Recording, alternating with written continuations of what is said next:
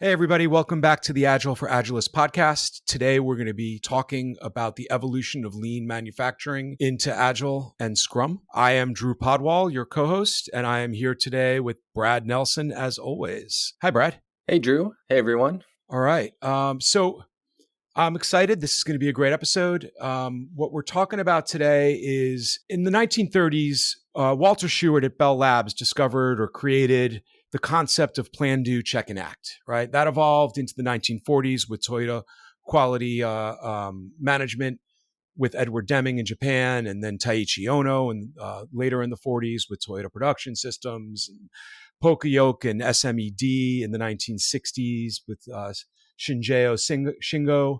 Voice of customer, right, was first talked about in 1966. And then you get a major milestone in 1986 where the word product development was first coined within the Harvard Business Review. Mm-hmm. And then 1999 or 91, lean manufacturing with James Womack and Daniel Jones and Daniel Ruse. And then culminating in 1996 with the first publication of the Scrum Guide. So we're talking about like this idea that like we've had all of this, right, Brad? Like all of this time to like experiment and learn and evolve into product development. And I've been wondering for many years, and we've been talking about this, like why is it that in the 1960s, when companies started to need to modernize and stand up databases and CRMs and accounting systems and things like that, why did we completely jump the shark and create this thing called a project, right? Mm-hmm. So what are your thoughts?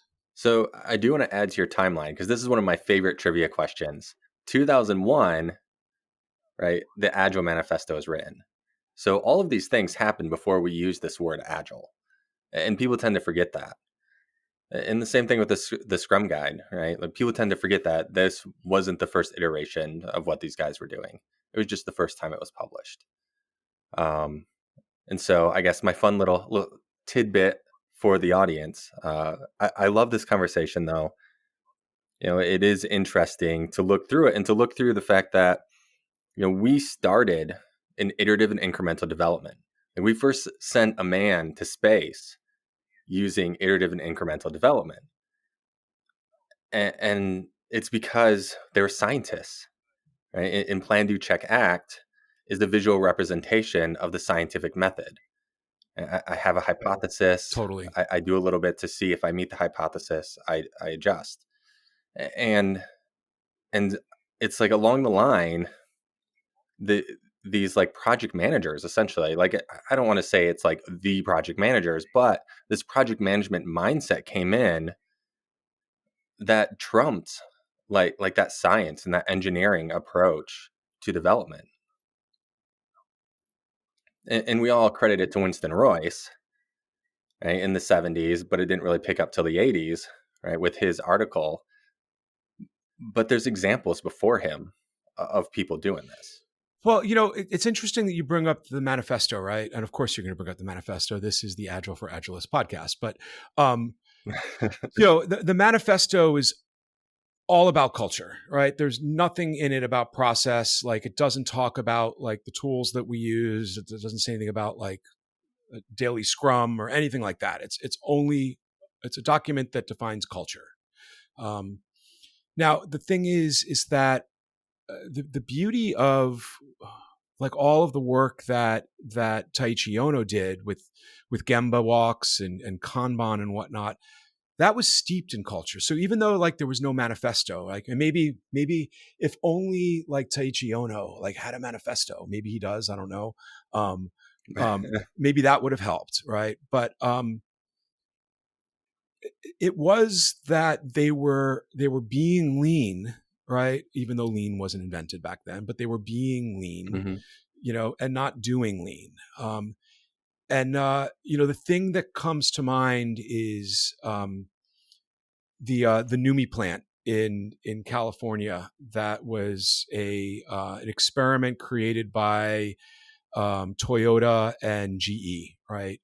There's a fantastic This American Life episode. It's episode, I've got it right here just for notes. It's number 561 from July 17th. of 2015. It's titled Numi, Nummi. And for those of you who don't know what the Numi plant was, it was this experiment where the Japanese from Toyota came over and they were going to embed themselves and work side by side at all levels with Americans in this California auto plant, and it absolutely failed, right? And the reason why it failed was because at that point in time, American culture was not about being; it was about doing. Um, Mm-hmm. and that's the shift that we're experiencing now, right? And that's the shift that led to the need to actually create a paper document called the manifesto, where everybody signed it. Was they realized that we need to start thinking about being software developers, software or product owners and architects and business stakeholders, and put aside doing it, and Mm-hmm. so yeah, it's a great episode. It's really or even the I think it's actually the movie Gung Ho was about that plant. I don't know if Okay. it was about that plant or not, but Gung Ho with Michael Keaton is another fantastic movie to watch as well. Not really a documentary movie, but like maybe a comedic documentary for Agilists if you're interested. So Yeah. Yeah, we talked about that. I still haven't gone and seen you it. got to watch it. It's I'll have to fantastic. add it to the list. Yeah. So there's 500 some episodes of the show, and one of them's Numi. Oh, this is the 561st. You've never listened to This American Life? I have not. No. Oh, okay. All right. So you've got to I'm listen. You sheltered, got to listen to apparently. This American Life.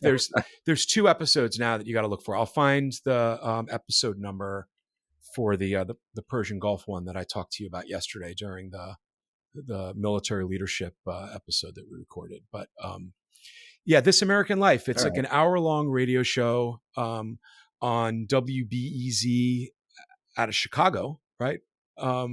And Ira Glass. It's just like these little short vignettes, or sometimes it's the full episode, where it's just like short slices of American life. And Gotcha. like stories about love, stories about loss, stories about business, coming of age stories. It's really like, if it's the podcast of all podcasts, right? Like, it's Hmm. absolutely amazing. Okay. So Yeah. I grew up on the internet, so I don't listen to the radio. yeah, Just kidding. I did not have internet when I was born. yeah, All right. yeah. Anyhow, All right. back, Pulling us back. back, Pulling us back. yeah, back on topic. So it's been frustrating, right? Like I've been in this industry for over 20 years now, and I spent the first like 10 years or so as a project manager. And I've said before, I would come home like crying on my pillow. Why are none of my projects on time and on budget, and why do things suck so My much? Yeah. God. Yeah. And then I discovered Agile, and as a coach, it's like really, really frustrating to like as I've said before, it's like on the other side of the fog, there's that green field with all the beautiful kegs that are over Mhm. there, and the grill is filled with kielbasa, and and why can't we just hurry up and get to that spot? And it comes back to this place of like being versus doing, and it's really hard to like let go of the wheel that you've trusted for so long and grab onto a wheel that is a tambourine, and you've got to shake it to steer the car. Seems like a Simpsons episode. Some crazy car. We have to shake a tambourine to drive it. Yeah, there you go. There's a product. Put that in the backlog. Yeah. uh, but Drew, I bought the Nerf guns. I bought the foosball tables. Don't I have culture now? Yeah. Oh my God. Yeah, I've been at those kinds of companies, but I've also been at the kinds of companies that did have the foosball like when I worked at MasterCard, right? Everybody had a Nerf gun at their desk, right? And everybody had their own like personalized Nerf gun at their desk. And at random points in the day, it would be full on Nerf war, all right? And if you were busy, right? If you were like in the thick of like code and you were in the zone, you might get hit with a couple of Nerf, bullets, but if you were still at your desk, we knew don't shoot that person over there. They're in the middle of it. And, we would run around the office, jumping over desks and shooting each other with Nerf guns for about like 20 or 30 minutes. And then slowly we'd go back to our desks. We'd stop at the kitchen and grab a Kind Bar and an oat milk latte. And, but we would get back to our desks reinvigorated, and it was great. Right. And we didn't feel badly about doing that. We didn't feel judged for using company time to have Nerf wars. But then, there were other companies that I would be at where they would buy us the Nerf guns, but we weren't allowed to use them. Right. Like, Yeah. um, and, I'm not paying you to have Nerf gun fights. yeah. Yeah. But I'm Right. paying for Or your where's Nerf that in gun. the roadmap? But I'm paying for your Nerf gun. Yeah. Yeah, I've definitely worked at companies that Yeah. were like heavy in overdoing the swag to try to compensate for the fact that they just had crap for culture. I just said that. Yeah. I was just reading an article. Gosh, I'm struggling to pull it back up in my memory, but it was talking about the importance of taking breaks for innovation. And we tend to have this work culture, especially in the US. You hear it talked about in the US, where we work so much longer than other countries. And we tend to think of, third world countries as sweatshops and, oh, all they do is work for pennies. But in America, we work harder and longer than most other areas in the world. And we just have this notion of we got to work, got to work, got to work. We're behind schedule. We need to put in more hours. We need to throw more people at it. And it's really counterproductive. Yeah, and it's in my DNA, right? Like, when I think about like a 4-day work week, I try to think about like, all right, if I had a company that was doing a 4-day work week, but there were other companies that weren't doing a 4-day work week, isn't that going to allow them to surpass where we are? Are we going to miss opportunities? And what if some people are doing Tuesday as their day off on the 4-day work week, and some people are Friday? How are we going to be productive if we never know who's going to be in the office and who's out of the office? And I was raised by boomers, and I was raised during a time where efficiency, laying off people. And I think we're actually experiencing that right now. I don't know if you saw today or not. I don't know if it was today or yesterday, but Amazon is announcing they're doing layoffs to the tune of 10,000 employees, right? Yeah. Like that's got me shaking a little bit, but yeah, like when I think about like how could a 4-day work week, and okay, so this is a really taboo subject, right? I'm going to bring it up just for a second. So, please rein me in if it's too far to the outlandish, but, like I think about, and I'm just hypothesizing, right? Like I do believe that we should figure out a way to work in this way. I just can't figure out right now how it could work, but like in the Netherlands where everybody gets like crazy, amazing maternity and paternity leave, right? Like I think that's awesome. I really think that's awesome. I have no idea how they're doing it over there. I'd love to, maybe we should definitely get somebody from the Netherlands on this podcast to talk about this sort of thing.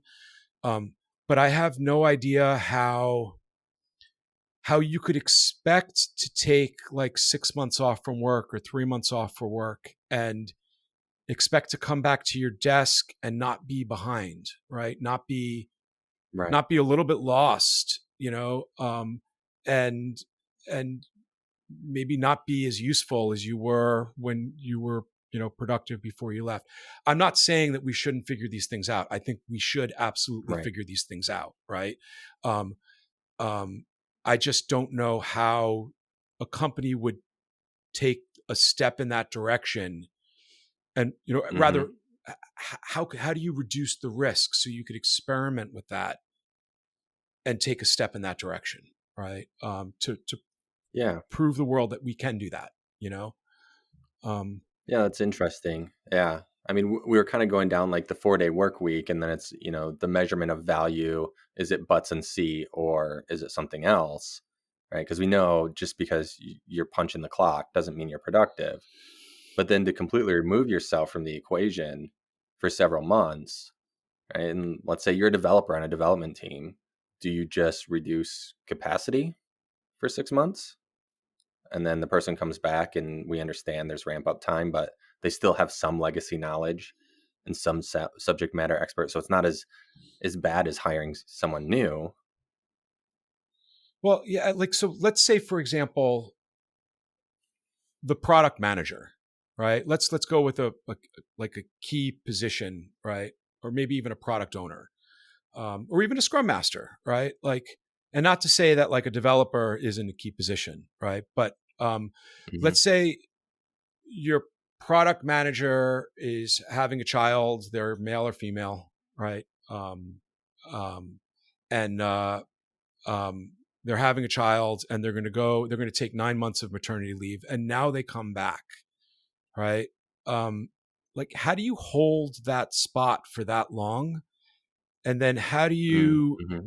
how do you create a system that welcomes that person back in a way that allows them to transition back into that archstone role, right? Without value being affected, right? Right. Rather, even better, with improving how value is affected, right? And I'm not saying we Mm-hmm. can't do that, right? I'm definitely not saying Right. that can't be done. I'm just saying I think about this a lot to try to figure out like how it could work, and and I don't have the specific answers yet, and I want them, so if Yeah. anybody's listening and Yeah. has ideas, like, email us at hello@agileforagilists.com. Be gentle. I know that, like, what I just said was a very provocative statement to say. I'm saying it for the purpose of my own understanding and my own growth as a human on this world, and I'm saying it to be provocative so that we can hopefully stimulate conversations around this area, and maybe have like um, federally guaranteed paternity and maternity leave as well. That's supported by a culture that allows you to not take a hit in value. So Definitely. Yeah. Yeah. I don't have an answer either. So please, someone reach out. Love to have a conversation on that. yeah. Um, so so back to being agile versus doing agile. Well, I think that is being And agile versus doing agile, right? Like figuring out like the maternity. I don't think we were too off topic with that one, but let's right. go back. Sorry, I wanted to say that. Yeah. Yeah. This is an area that I think a lot of people struggle, especially project managers. And I think it's because it's a different way of thinking. It's a different mindset. When you're a project manager, there's the PMBOK, and you it's knowledge. You just have to learn what's in the PMBOK, and you can be an effective project manager. And that's not to say there's an experience and things that go into it, but the kind of the main tools is this knowledge. And I see them approach agile the same way, or scrum certification is the same way. If I just study and I pass this test, I have this scrum knowledge, I have this safe knowledge, this agile knowledge, I can just apply those things. And that's where we get things like zombie scrum, where they're going through the motions, but they don't understand that they're missing the whole point of all of it. Yeah. Well, okay. So real quickly on zombie scrum, like I applaud that, only because even though they're not doing it right, and that's the slippery slope we were talking about before we got on this podcast, was that like it's very frustrating to be a scrum master in an organization where zombie scrum is happening, right? Hmm. Or more than likely to be a project manager hyphen scrum master in an organization where zombie scrum is happening. It's really frustrating. I saw a post on our scrum on Reddit this morning about that exact thing, right? But there's so much for you to learn as that scrum master, right? And an Hmm. organization change occurs at like a snail's pace, right? So even though that's where they're at, even though like this whole episode we're talking about is like, why aren't we like more advanced yet, right? Like that's our frustration. Hmm. Like it's okay, like wherever you're at is where you're at, right? Like you're in the perfect spot, Hmm. and that's where you should be, because your company is in order for them to actually be agile, they have to go through the lessons to learn in being. It's like Taoism, right? To that, Hmm. like you could read the I Ching, and I never have, so I'm like, I'm pulling this completely out of left field, but um, you could read um, the I Ching, and you could probably do some of the things, but until you actually experience doing it enough, right? It's going to take a while for you to be it. So, Mhm. Yeah, I have read the I Ching, but I think that's a great comparison. We and hopefully not to get too controversial, but talking about religion, but I think there is a comparison there where you see people who dedicate their lives reading the same scripts, the same book, same text over and over and over again. And it's because as you learn and grow and experience, you have new understandings. And so people apply that in a spiritual sense, and Agile's not a cult, but Agile is a cult. as you as you experience things in your role, the the things that people are trying to teach you in the Agile space hold new meaning. You have a new understanding of it. Yeah, it's those aha moments, right? And whatever company you're at right now, if you're in this zombie Scrum place, like, and you're a Scrum master, it's working behind the scenes to try to help accelerate people to experience the aha moments, right? But when we talk about like servant leadership, there's a selflessness to it, right? You can't be trying to help them to have those aha moments so that you can improve your well-being as a scrum master on the team, right? You're doing it as a servant to help them improve their well-being. And like, that's Mhm. the biggest shaking of the tambourine statement there is, right? Because wait, like the PMBOK doesn't have a way to put on a budget line item somebody whose job it is to help people have experiences, as a way to help them to then learn and grow and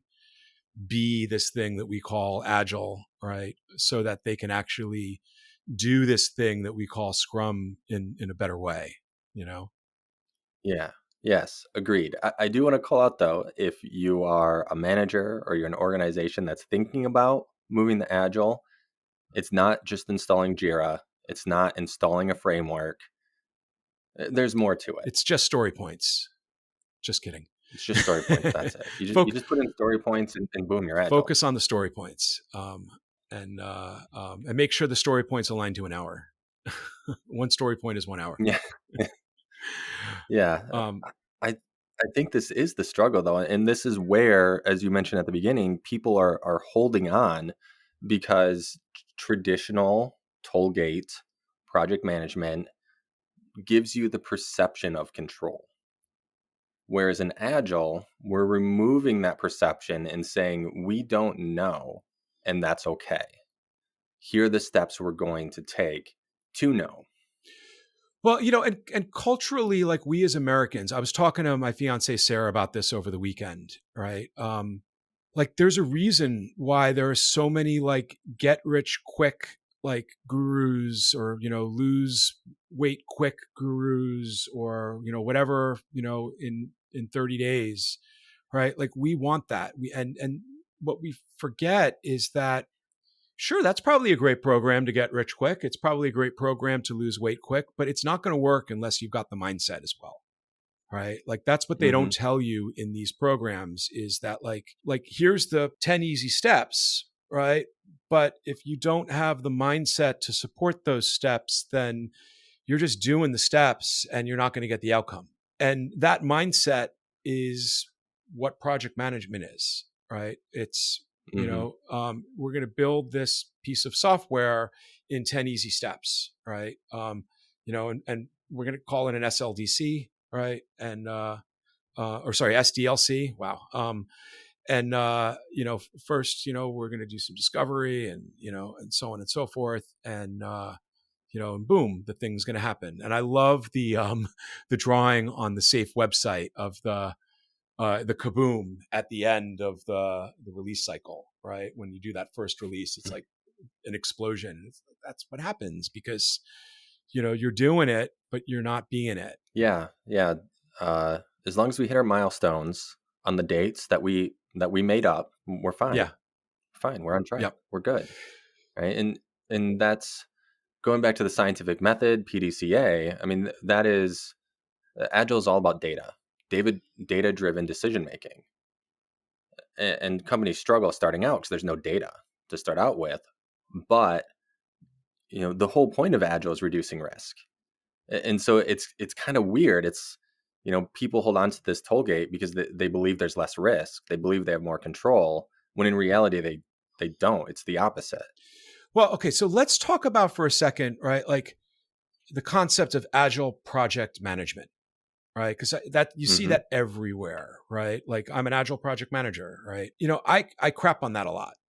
I'm using the C word. I'm sorry. I hope give me some feedback if I'm using the C word too much. But it's easy to crap on that. But I think we should take some time to like celebrate that for a second, right?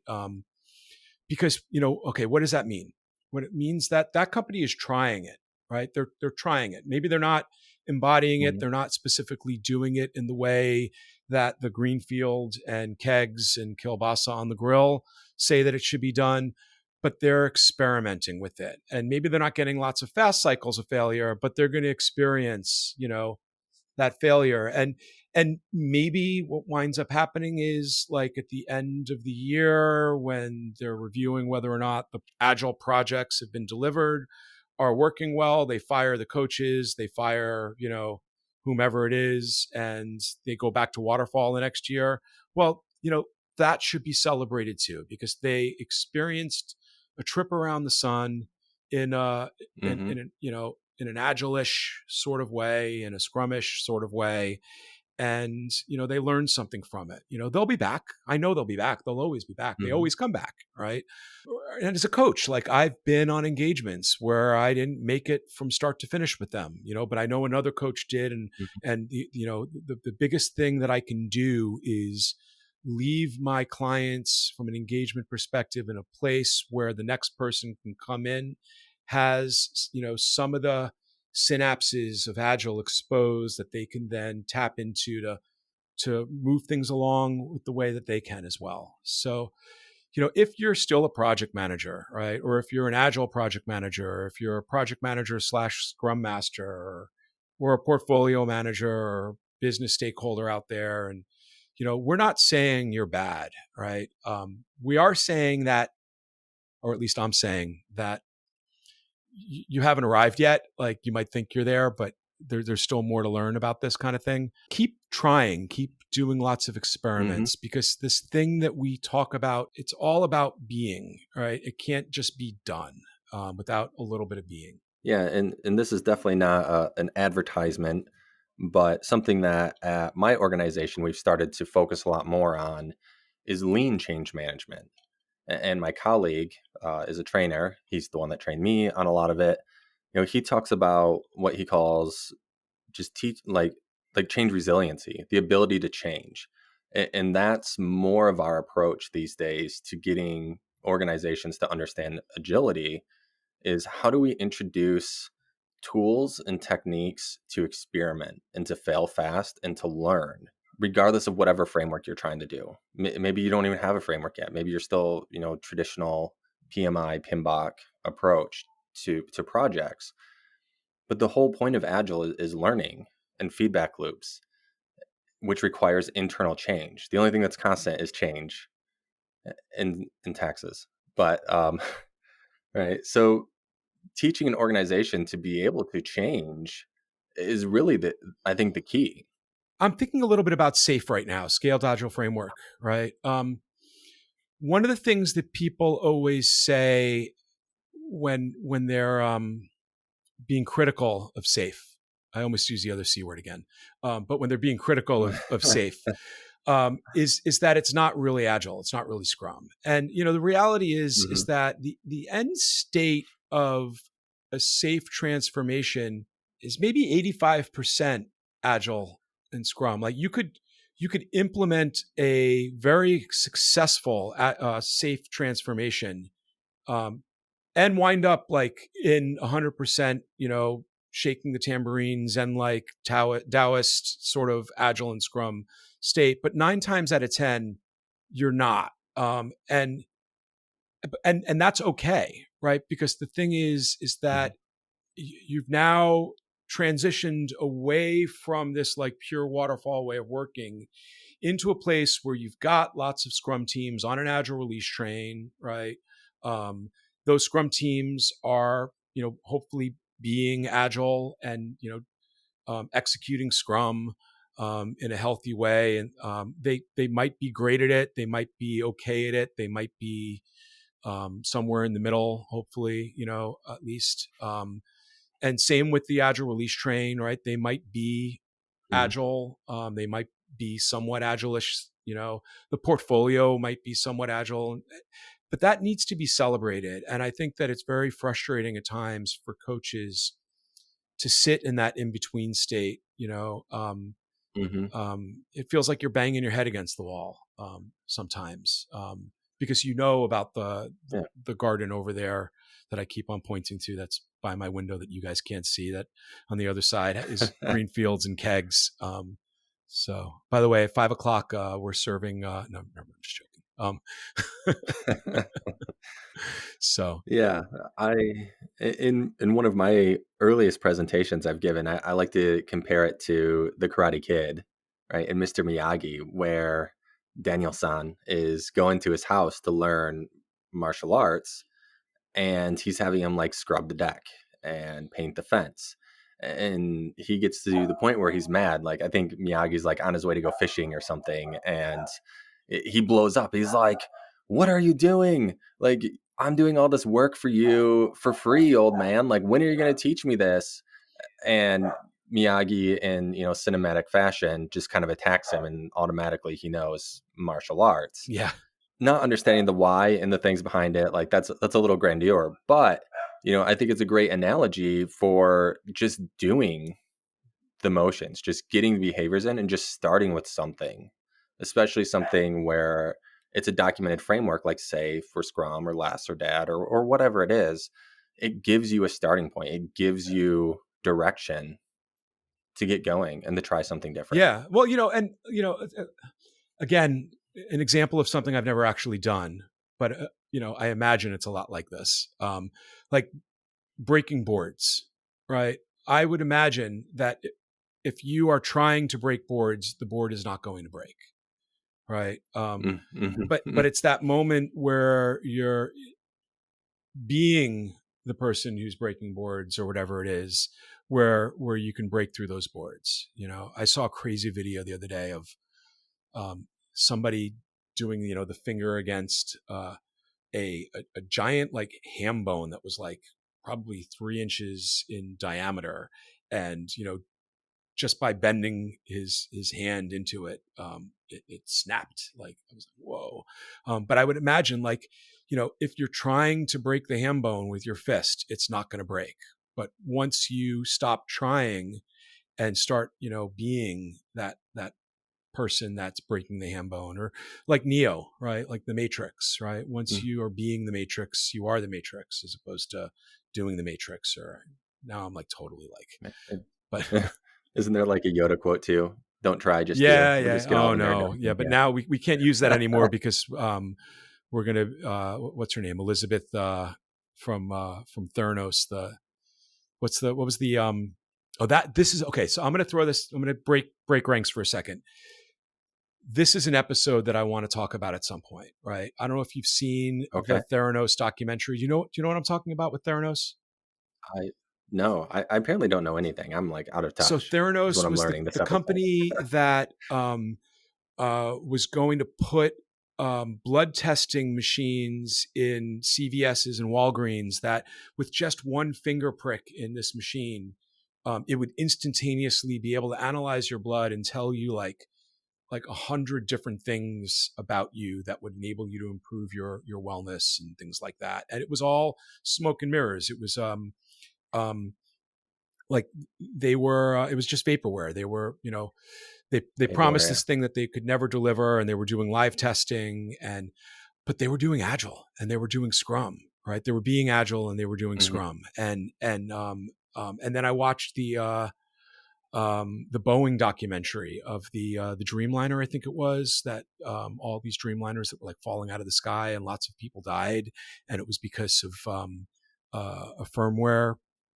update that was like had a defect in it or something like that, or um, and again they were using Scrum and Agile, and so I'd love to like do an episode where we're talking about all of these like very high profile places where bad things have happened in the world, um, and it was supported by Scrum and Agile, and like what went wrong, and you know how that could have been prevented by running Scrum and Agile in a proper way, So, but Yeah, I um, love it. yeah, but so Elizabeth, gosh, I can't remember her name. She was the woman who like she faked having a deep voice. She spoke like this because she wanted to be Yes. respected. Yes. Um, and then Oh she does the the Yoda quotes, and it's just so cringy. It's so cringy to watch. God. um, so I had forgotten about that. Yeah, I remember that now. Yeah. Oh gosh. I forget her name. If you remember her name and you're the first person to send an email, I will give you this half-used sticky pad. Just send a self-addressed stamped envelope, and you can have this half-used sticky pad. Oh boy. Yeah. And for those of you who are listening and not watching, it's green. It's a lime green one. It matters. Yeah. If it was pink, I wouldn't care, but the green pulls me in. I got pink, I got Ah, orange, I got green. mine are all on the shelf. I've stopped using sticky notes. Don't take away my Agile credentials. I've not been using sticky notes since working from home. I've got my sticky notes. I've got all I have in my office here. It's the second bedroom in my apartment, and I've got two closets with two doors each, and I've rolled up dry erase self adhesive on them, and I even have the tearaway sheets, the big huge 3M tearaway sheets. That I Yeah, even have. yeah, I yeah. have 3M sticky hooks that I put on the back of my door, and I've got that tearaway sheet up there. And so I've got like so many different ways. I have major ADHD, and so if I don't constantly change the method that I'm using to capture my thoughts, ideas, and outcomes that I'm trying to drive towards, then I get bored with it and stop doing it. And so I like to have lots of modes of capturing stuff, so. So, so the truth comes out. You just don't like the rigor of waterfall because you have ADHD, and Agile, you just get to do whatever you want, It's right? yeah. I mean, there is some truth to that. Yeah, I think, as humans, right? Like that's the thing that I get frustrated about, I think, with a lot of this stuff when we talk about what we can and can't do in organizations is that they're all man-made like concepts, constructs. Like we decided at some point, we like ambiguous we, someone in your organization decided this is how we had to work or these are the rules. And in a lot of organizations, that person's probably not even there anymore. Like we have no idea why we're doing this other than telephone. Yeah. Well, like the thing that always drives me nuts, like in the organizations where they can't have a title Scrum Master, we can have project manager hyphen Scrum Master, but we can't have a title Scrum Master. And it's like, I've used Workday before. I know that you can log into Workday, click file, new role, or whatever it is, right? And boom, give it a title, Scrum Master. And now we've got a title for Scrum Master, right? Like, we could figure out how Scrum Master, compares and contrasts from a level perspective to a project manager, to a program manager, portfolio manager, business analyst. Like, but don't tell me we can't create a new role in Workday, because I know that Workday can create new roles really easily.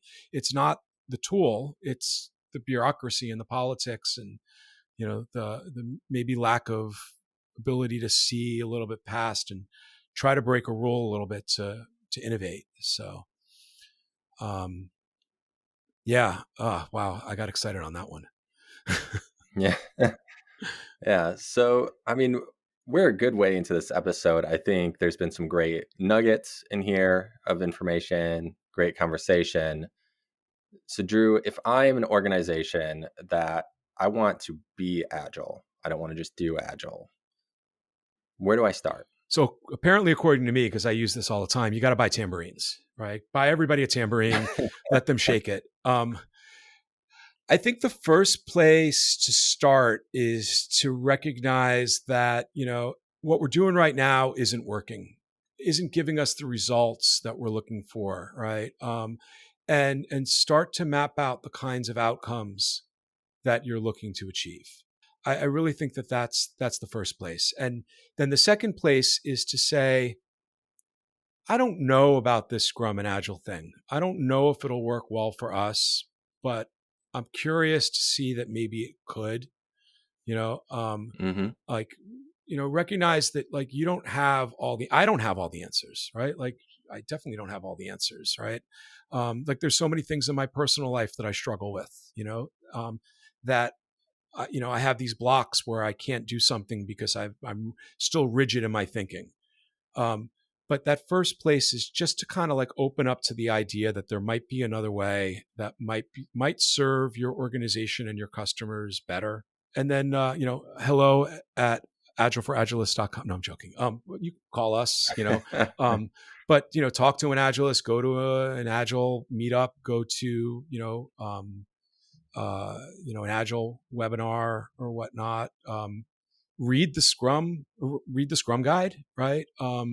It's very short. It's It's free. free. It's short. It's like, I Yeah. think it's 19 pages or 16 pages long. It's not as long as you think it I think is. it's been shortened. Yeah. 16. Yeah. Read the manifesto and then, like ask a coach, like, what is it that you think I need to understand about this manifesto? Right. Like, um,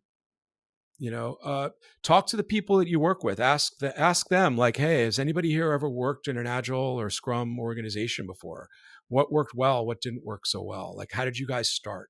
Ask questions, right? Like that. That's what I think the biggest thing is. And if you're a Scrum master or a coach and you're in that kind of organization, like my biggest piece of advice for you from a starting point or a continuing point or a sustaining point is to be patient, right? Like I talk to Scrum masters all the time who are at their wits' end and they're like, I'm going to leave. I'm going to flip a table and I'm going to leave and I'm going to go find an organization that unicorn organization out there that's, doing this perfectly. And it's like, all right, you could do that. There's value in that. All right. Like I did that once. I didn't do it purposely, but I found myself as a Scrum Master, MasterCard, and they were really very mature in the way they looked at Scrum and Agile and safe. And it was a wonderful thing for me to experience that because I got to see what the target looks like, you know.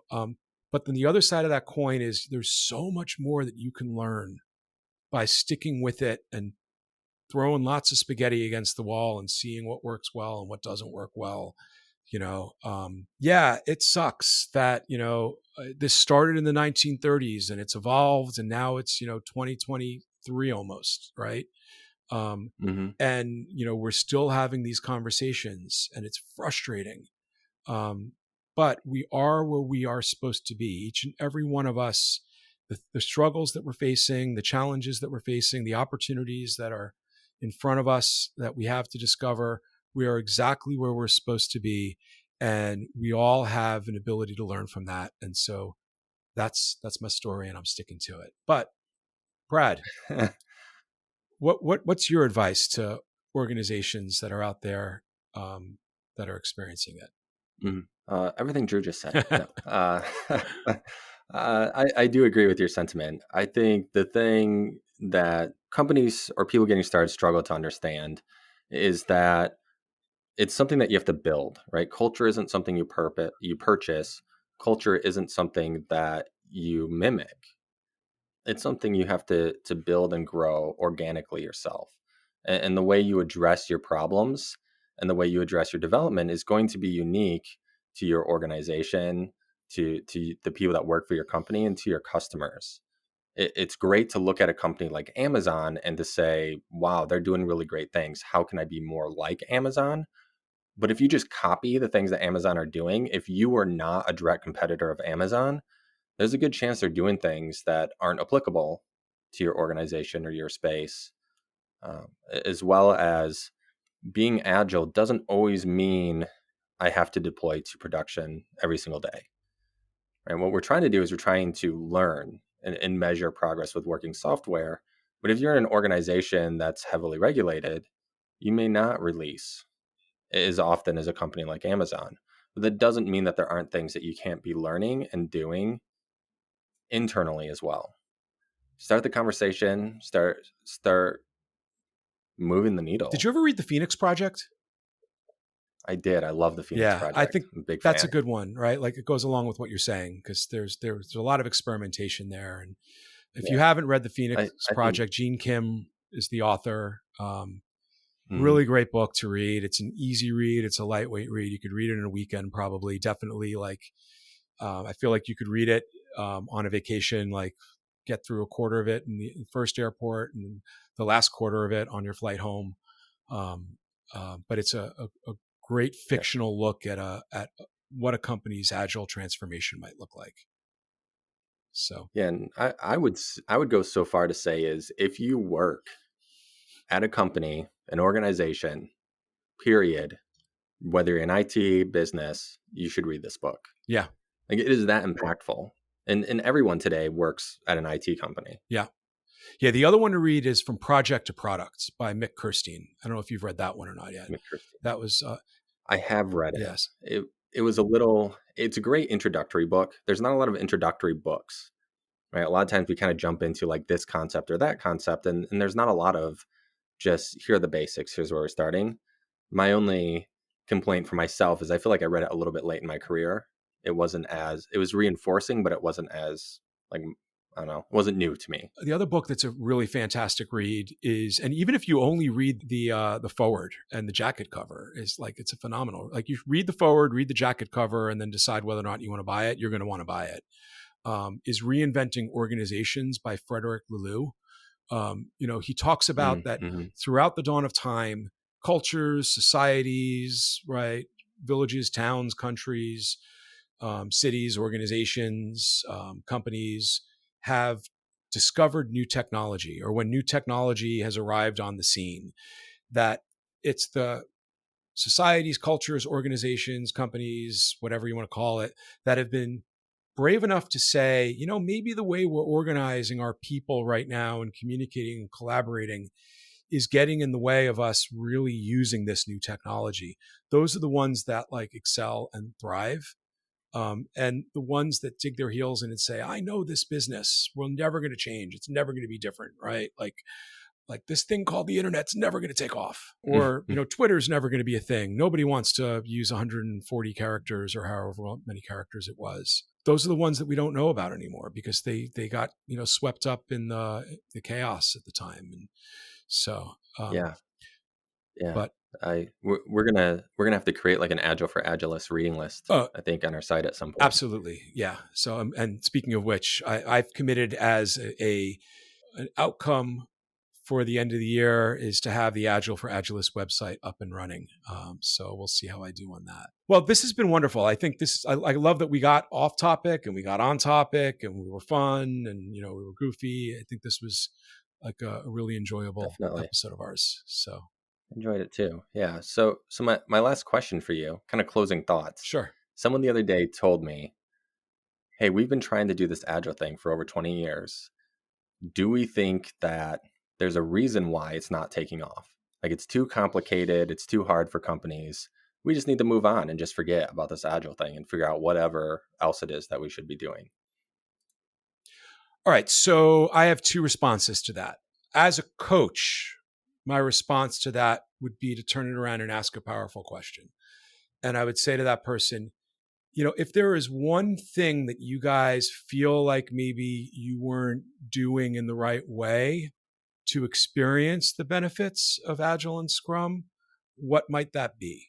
Right? If there's one area where you guys are struggling, that maybe didn't work out so well, what would that be? And that's your answer right there. And I know I said I had 2 answers for that, but that's my answer. That's it right there. Like there's no real, like a consultant might, and a younger version of me and a less experienced version of me would have given you an answer, would have said, this is why, this is what they're doing. Right. Like, but as a more mature version of me, as a coach, it's throw that powerful question back at them and see what they say. That's the thing. Right. Like you could ask me, Awesome. like, hey, Drew, like you've put on 25 pounds since the start of quarantine, right? Like, like, why do you think, you haven't been able to get back into shape again, right? And whatever answer I give, that's the reason, and that's the thing that I need to work on. Like you could tell me, hey, Drew, I've noticed that you've put on 25 pounds since the start of quarantine, and I really have. You need to stop eating as much red meat, or you need to, do more Pilates or whatever that is, right? That might be the right answer, but it's not my answer. And if I'm not leaned into this thing with you, right, the best thing you could do for me is to get me to think about, why I'm feeling this way, so. Boom. I love it. No, that's great. It's that investment in it, right? Like if you're not involved, if you're just doing what someone's telling you to do, you're not invested. Yeah. And even if the person says, like, let's role play this for a second, right? Ask me the question I just threw out there. I'll start. Hey, Brad, I've noticed that, like, we've been doing this for 20 years now and it's just not working. What should we do? I thought you were going to ask why you haven't lost weight. I was like, no. Okay. Jerk. I'm in the same boat. So Drew, why do you think it hasn't worked for you? Well, I think we're just not, we're not using story points yet, right? Even if that's the answer, right? Like, even if that's the answer, that's a place to start, right? Like that's obviously a place that person is willing to start an experiment for how to maybe, reinvigorate. Like it's an entry point. Like you and I both know story points is not Agile, right? I mean, it's part of Agile, right? Like, or it's not part of Agile. It's part of Scrum. I got myself wrong, but, it's not the end all be all is what I'm trying to say. But like, it's a great place to start. If that's the place that the person is saying like, hey, I think that's where we're struggling, they're giving you a lifeline for you to then help them to coach. Right. So, that was the point of the role play. So, by the way, Brad's dog Awesome. is okay. It's okay. Let's let Brad know that it's okay that his dog is barking. We are growing and learning as we go iteratively on how to have a better podcast. So, yes, I do think that's the sign or the alarm that we're at time though. Yeah, we are at time. This has been a good one. Well, Brad, thank you. I think this has been a great conversation. I've appreciated spitballing these ideas back and forth, and I think that I've learned something in this. So thank you for that. Yes, thank you too, Drew. This is an enjoyable episode for me, and this is the sort of stuff that we hope to talk about more, not just amongst ourselves, but with guests. So if you are, I'm not even going to say if you're an Agilist. If you're interested in being a guest, right? Feel free to email us, hello@agileforagilists.com, all spelled out, and tell us your story. Tell us what you want to talk about, and we'll see if there's a way to work you in. We'll give you a platform, no matter what. Just joking. Awesome. Well, this has been great. Thanks, everybody.